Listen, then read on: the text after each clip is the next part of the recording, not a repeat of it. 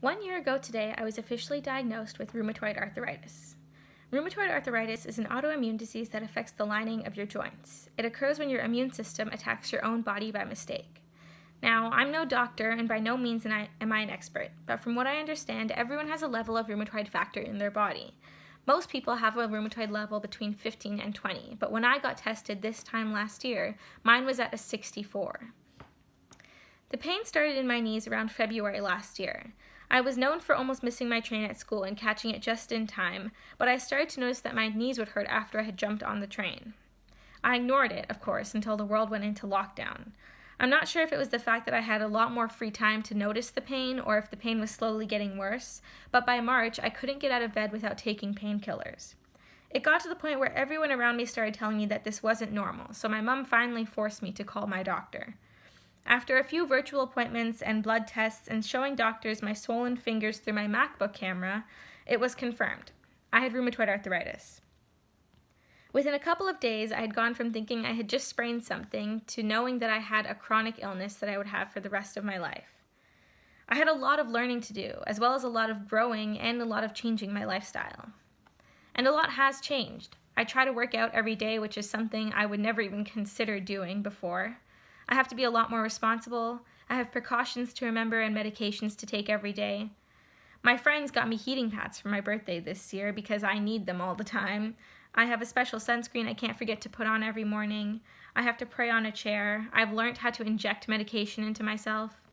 The biggest change for me is learning how to respect and take care of my body. I used to be the kind of person who would not stop until I was completely exhausted, but I literally can't work myself to the bone anymore. I've learned the value of rest.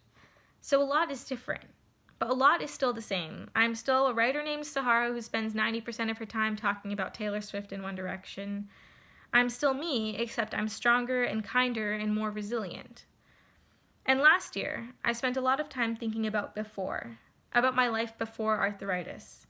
And in many ways, I used to think of today as the day my life started getting worse.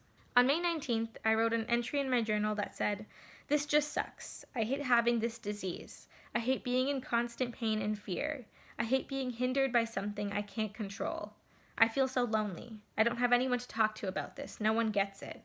I hope that one day I'll look back and think that things were so much worse, and I hope they'll get better, but they might not, and that just sucks." And I have a spoiler alert. It did get better. Some days, it still sucks, and there's still pain, and it's still lonely, but like most things in life, it got better.